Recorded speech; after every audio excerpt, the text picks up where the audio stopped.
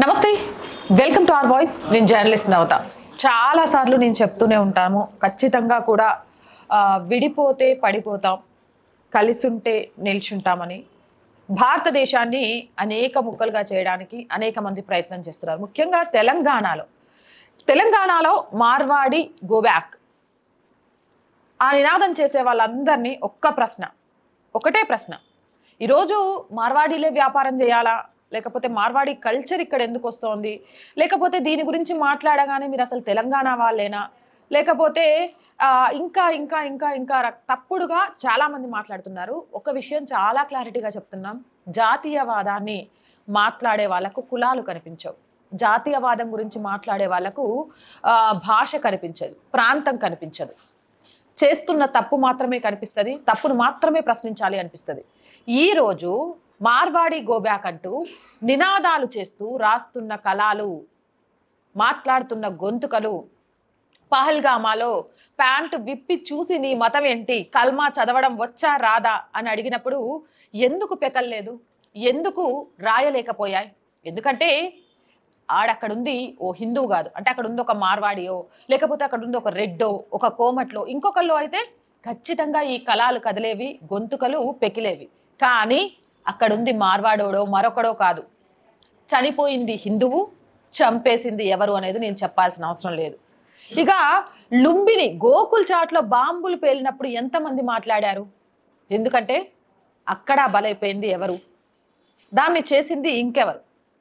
ముంబై తాజ్లో విధ్వంసం సృష్టించినప్పుడు లేవని కళాలు ఇప్పుడు కోమట్లని, రెడ్లని, కమ్మలని, కాపులని, మార్వాడీలని, వెలమలని ఎందుకు లేస్తున్నాయి? ఎందుకంటే వాళ్ళు హిందువులు కాబట్టి విడగొట్టి పడగొట్టాలి అనే ఆలోచనతో. కన్హయ్యలాల్ ఒక దర్జీ, ఆయనను ఘోరాతి ఘోరంగా చంపినప్పుడు ఎక్కడ పోయాయి మీ కళాలు, ఎందుకు లేవలేదు? అలాగే నాగరాజును నడి రోడ్డు మీద నడికినప్పుడు ఎక్కడ పోయాయి మీ కళాలు, ఎందుకు లేవలేదు మీ గొంతుకలు, ఎందుకు చెయ్యలేదు గోబ్యాక్ అనే నినాదాలు? ఇక మంగలి, చాకలి, కంసాలి ఈ పనులన్నీ కమ్ముకున్నప్పుడు ఏ కళాలు లేవలేదు. వాళ్ళు రోడ్డు మీదకి వచ్చి మాకు అన్యాయం జరుగుతుంది అన్నప్పుడు ఎవరూ గోబ్యాక్ అనేది ఏ నిరసనలు చేయలేదు. ఎందుకంటే అప్పుడు వచ్చిన సమస్య హిందువులకు మధ్య కాదు కాబట్టి. ఆడకూతుర్లను ఎత్తుకెళ్ళి బొట్టు తీసేసిన, కోసి ఫ్రిడ్జ్లో కుక్కిన ఎవ్వరూ కూడా గోబ్యాక్ అనే నినాదాలు చేయలేదు, నిరసనలు తెలియజేయలేదు, కళాలు కదలలేదు. ఎందుకంటే చనిపోయింది ఒక హిందూ కాబట్టి. దుకాణం తెరిచి వావి వరుసలు, వయస వ్యత్యాసాలు, పాప భీతి, ఆడ మొగ అనే తేడా లేకుండా చర్చినప్పుడు కూడా కలం లేవలేదు, ధర్నాలకు బయటికి రాలేదు, గోబ్యాక్ అనే నినాదాలు వినబడలేదు. ఎందుకంటే చెరపబడిన వాళ్ళు, చనిపోయిన వాళ్ళు హిందువులు కాబట్టి. మాంసం కొట్టిపెట్టి కటికోడి జీవితం కొట్టేసినప్పుడు కలం లేవలేదు, గోబ్యాక్ అనే నినాదాలు వినిపించలేదు. కానీ ఇప్పుడు కళాలు హిందువుల మధ్య చిచ్చులు పెట్టడానికి సిరాచుక్క ఆయుధంగా మలుచుకోవాల్సింది, సిరాచుక్కను విడదీసి పాలించడానికి ఒక ఆయుధంగా మార్చుకొని ప్రజలను, ముఖ్యంగా హిందువులను ఊచకోత కొయ్యడంలో ఒక పాత్ర పోషిస్తున్నారు. ఇక్కడే పుట్టి, ఇక్కడే బ్రతికి, ఇక్కడే గుడిగోపురాలకు మనుడు మాన్యాలు ఇచ్చిన కోమటోళ్ళు స్మగ్లర్లు అయ్యారు.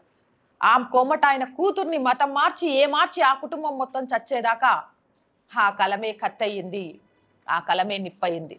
అవునా కాదా? మా దేశం అన్నా, మా ధర్మం అన్నా ఎందుకు జై పాలస్తీనా అంటే ఆయన్ని చాలా గొప్పవాళ్ళగా చూస్తారు.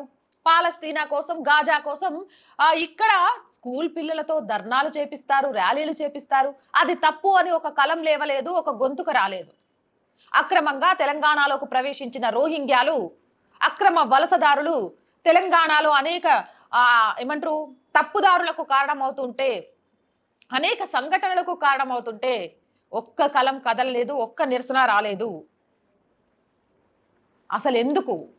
ఈ దేశాన్ని సుభిక్షం సంపదత్వం చేసిన హిందూ చక్రవర్తులు ఎంతమందో ఉంటే, పరాయి దేశాలు, అరబిక్ మతాలు, ఎడారి మతాల కోసం ఈరోజు ఒక్కరూ కూడా తప్పు పట్టకుండా ఈరోజు హిందువులనే విడదీయాలి అని ఎందుకు చూస్తున్నారు?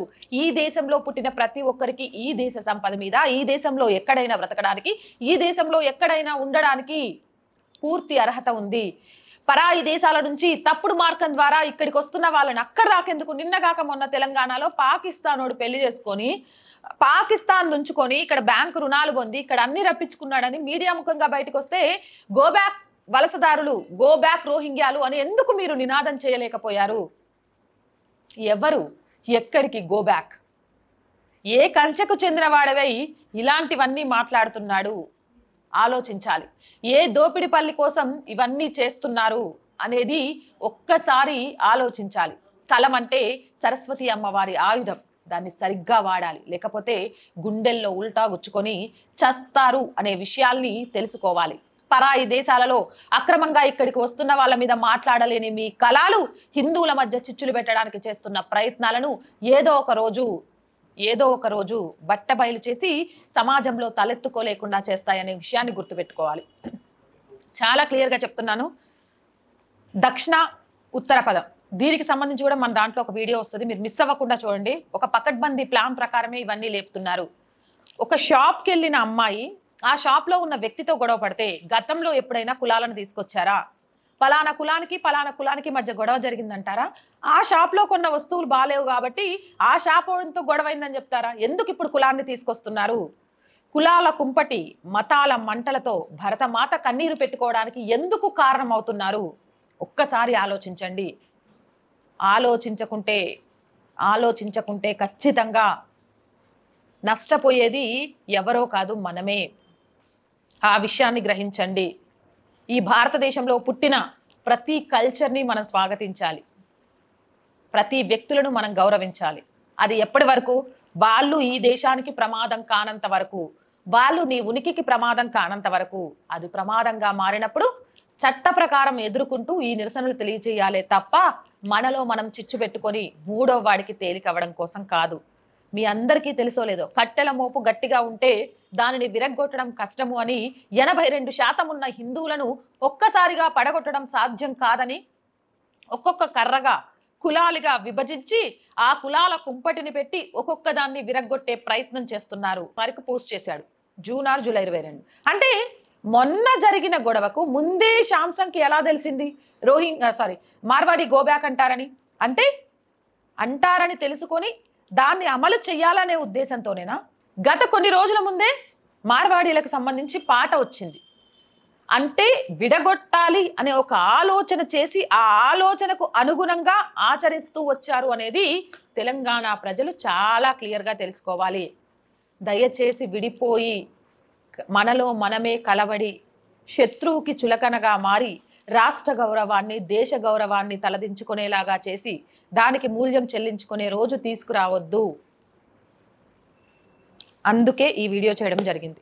మీ అభిప్రాయం ఏంటి అనేది కామెంట్ సెక్షన్లో తెలియజేయండి. మోర్ వీడియోస్ కోసం ఆర్ వాయిస్ ఛానల్ వెంటనే సబ్స్క్రైబ్ చేయండి. చాలా మంది వీడియోస్ చూస్తున్నారు, సబ్స్క్రైబ్ చేయడం మర్చిపోతున్నారు. మళ్ళీ చెప్తున్నానండి, ఆర్ వాయిస్ పొలిటికల్ రెండు మన ఛానల్లే. So please subscribe our channels. Content బాగుంది అనిపిస్తే లైక్ చేయండి, షేర్ చేయండి. మీరు చేసే ప్రతి లైక్, షేరు మన ఛానల్ వైరల్గా మారడానికి కారణమవుతుంది. కొంతకాలం ఆర్ వాయిస్ని ఆర్థికంగా ముందుకు నడిపించే బాధ్యత మీదే. ఆర్థికంగా సపోర్ట్ చేయాలి అంటే సబ్స్క్రిప్షన్ పక్కనే జాయిన్ అనే బటన్ ఉంది. 1 to 5 లెవెల్స్ ఉన్నాయి. ఏదో ఒక లెవెల్లో సపోర్ట్ చేయండి. అలాగే స్క్రీన్ మీద గూగుల్ పే, ఫోన్పేతో పాటు అకౌంట్ డీటెయిల్స్ కూడా ఇచ్చాము, వాటి ద్వారా అయినా సపోర్ట్ చేయొచ్చు. వ్యాపార ప్రకటనల కోసం 8328500576 నెంబర్ని సంప్రదించండి. జై హింద్, జై భారత్.